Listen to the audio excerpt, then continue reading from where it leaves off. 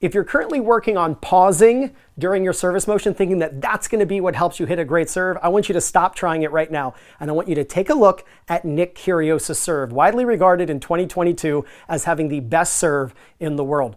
Notice he is not pausing his racket in the trophy position. He is continuing the racket through to contact because of that low toss. It's the low toss and the continuous action that makes his serve so fast and so hard to read. See, when you have a high toss, it gives you very little time to hit the ball. And when you have a low toss, it gives you a lot of time to hit the ball. Let me explain. No, I did not reverse that accidentally. You heard me correctly. When you toss high, remember that ball's got to come back down. Sabalenka, I'm talking to you. When you toss super high, the ball as it falls accelerates. So 9.8 meters per second. So as the ball drops and accelerates due to gravity, it becomes harder and harder to time the ball because it's passing through the window of opportunity, through the window of the racket very quickly. So players who toss high, really high, they have a lot of time to swing. I mean, heck, they can even pause the racket.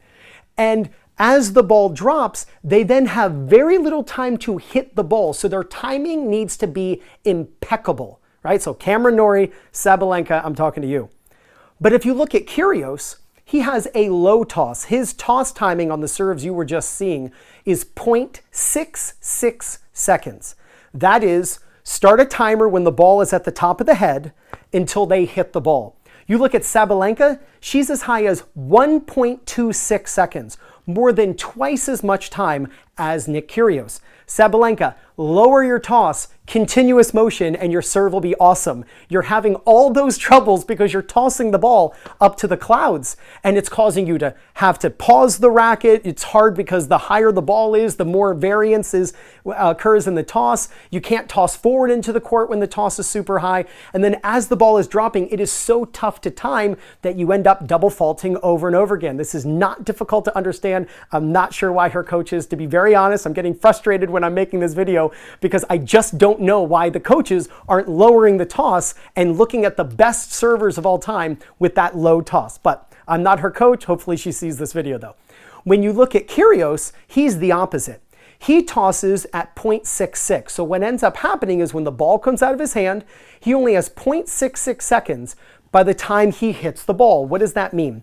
He has very little time to swing. What does that create? It creates the environment for racket speed, right? Distance over time, that's the definition of speed.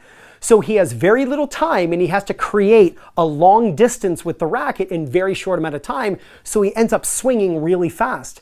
In addition, because he's tossing low, not super high, he actually has more time to hit the ball because the ball is not dropping, I should say it this way, the ball has not dropped as far as Sabalenka's, so it's not traveling down as fast, so it's within the window of the racket for longer, and he actually has a longer period of time to hit the ball. Just think about it when you toss the ball and the ball pauses at the top there for a second.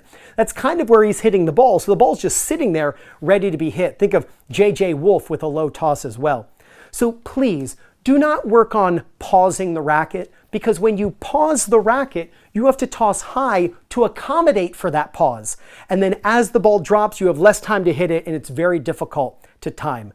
Go out on the court, work on having a slow toss, which gives you a low toss, and a quick, smooth action.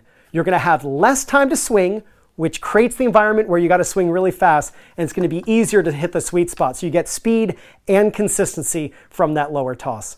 Now, if you're looking for people in your local area to play matches against or practice with, or if you want to find a coach who's close to you who can help you with your game, then use my link in the description and pinned in the first comment, playyourcourt.com/2minutetennis. When you use my link to sign up, you get 50% off. Yes, am I a fan of Sabalenka's serve? You caught me, no, but I don't really think it's her fault. Her coaches need to lower that toss.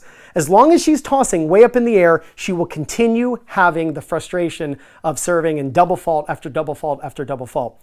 Go out and practice your serve. Low toss, quick action, and there's no doubt you're going to gain confidence, win more matches, and play much better tennis. This is Ryan Reedy from 2minutetennis.net.